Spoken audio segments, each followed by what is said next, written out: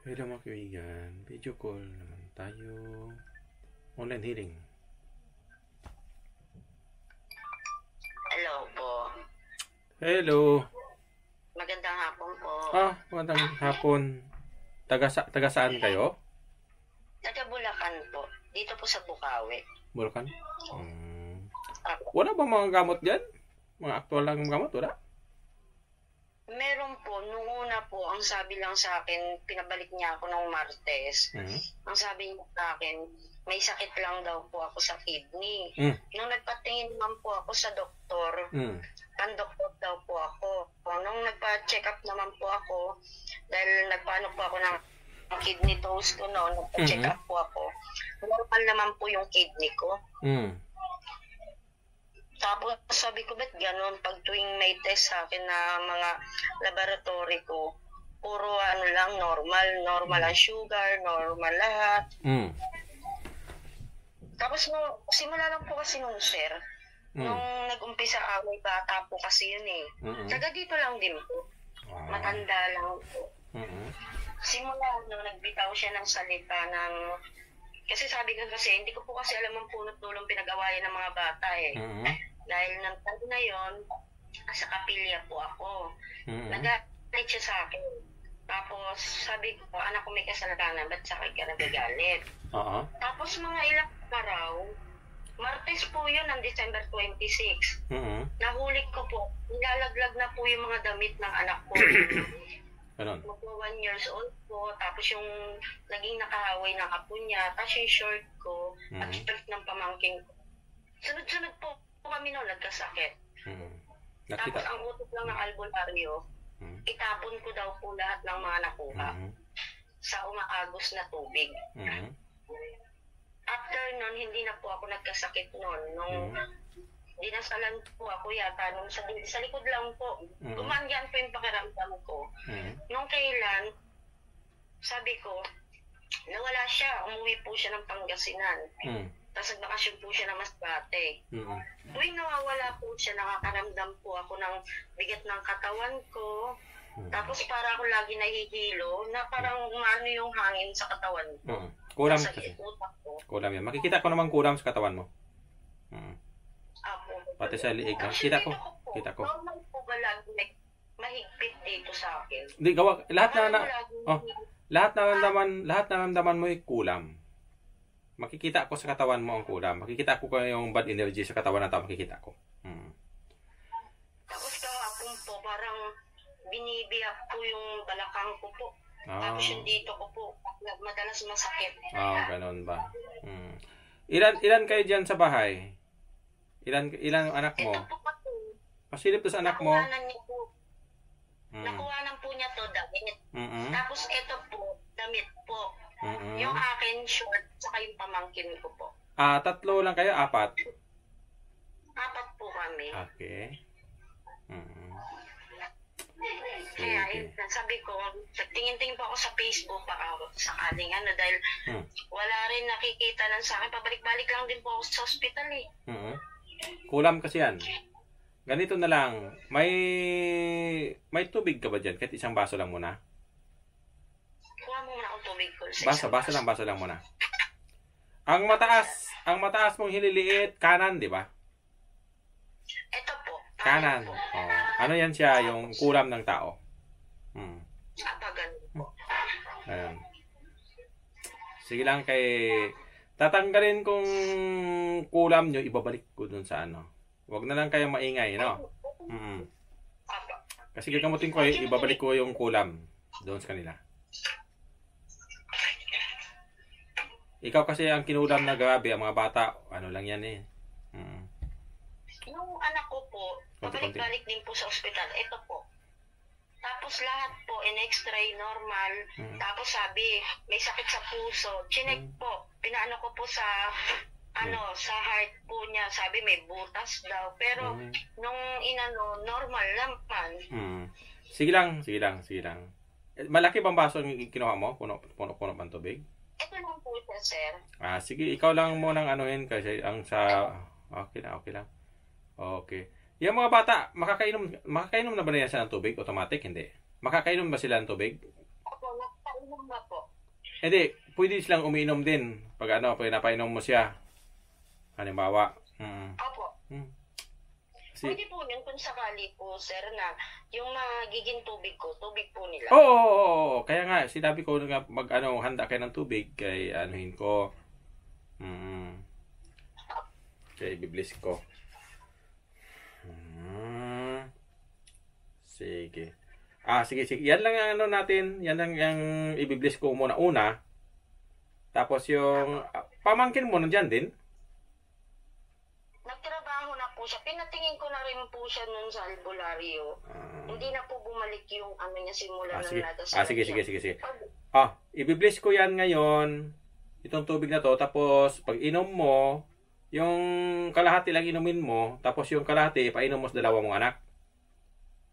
Okay? Kahit konti lang mainom nila, no? Kaya tatanggalin ko muna yung kulam nila, ibalik ko muna sa mangkukulam, no? Sa inyo. Bago ko kayo sisilyuhan, bago ko ibiblis yung tubig, no? Okay? Ipatong mo yung mukha ko dyan, itaob mo yung mukha ko, yung Di ba ipon cam mo muna, pon cam. Tama ba yan? Ay, pon cam. Tapos itaob mo na, ipatong mo na. Sino kasama mo? Yung mga anak ko lang po. Ilan sila? Bali, marami po kami dito, sir. Ang anak mo lang, ilan sila? Anak mo lang, ilan? Bali, 6 lang po nandito. 6 ang anak mo? Apo. Ay, 6 pala. Yung pamangkin ko po, isa. Yung 6 na po yan, ang tingin ko dahil sa Facebook po kasi, siguro hindi nakukuha. Sa amin lang, mag-aasawa. Dami-damihan mo na lang yung tubig. 6 pala kayo. Akala ko 2 lang yung pinakita mo eh. Isang buong pamilya po kami. Kaya nga. Yung tubig na ipapainom ko, pinakaunang inom nyo. Kasi tatanggalin ko muna, ibalik ko muna yung sakit. May ka dyan? May mga pitsil-pitsil ka? Okay lang po itong jug na to. Hindi. Huwag buksan. Hindi ko sinabi buksan. Huwag yan. Mamaya na yan. Maghanda kayo kahit mapitsil lang konti na mainom yung 6. Yung water jug na lang. Lagyan naman ng tubig yung dun. Yung kaya nyo lang mainom yung 6 ngayon. Ngayon lang mainom nyo. Yun lang, ganun lang kadami ang tubig. Sige. Ito na lang po, Lo. Mamaya, bali 6 kayo mag-inom kahit konti-konti lang. Sige, handa nyo. Saglit lang po. Sige. Mamaya na yan tubig na Ito nga po, sir, pakita ko nga po sa inyo. Nung kailan lang po ito lumabas. Ang dami pong parang mamaso. Sige lang. Sige lang. Gawa ka ng kulam yan. Pag pinapahidan po siya ng cream, dumadami po. Sige lang. Mawala yan. Huwag maalala. Okay na ba? Nahanda na ba yung tubig? Nasaan na yung tubig? Ito na po.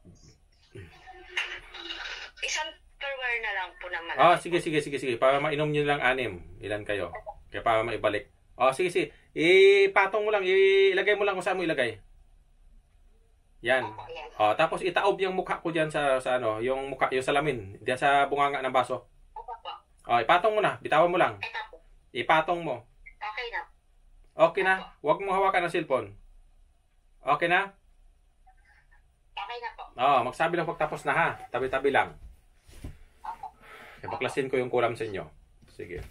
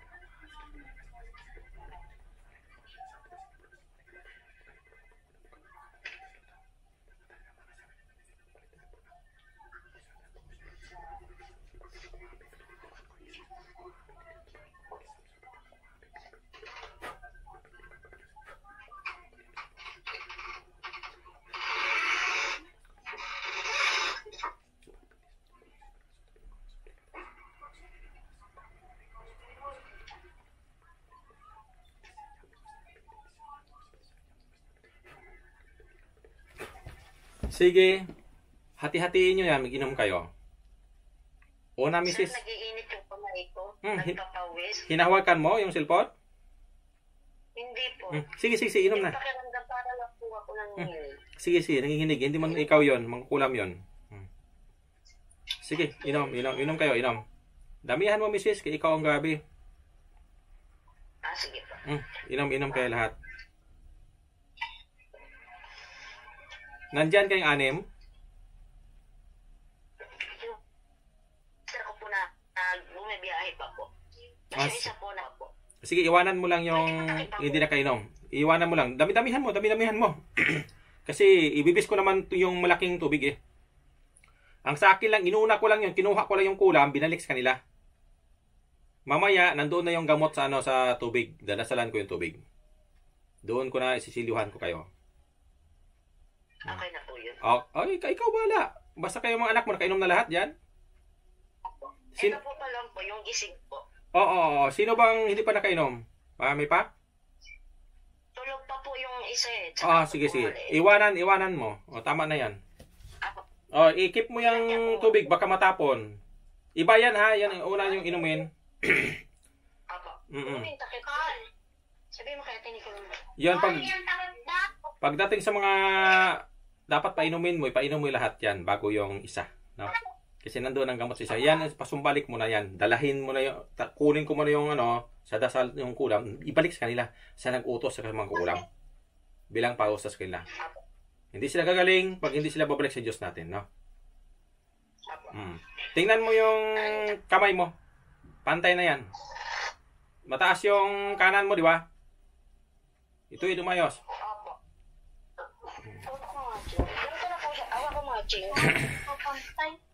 Nakita mo?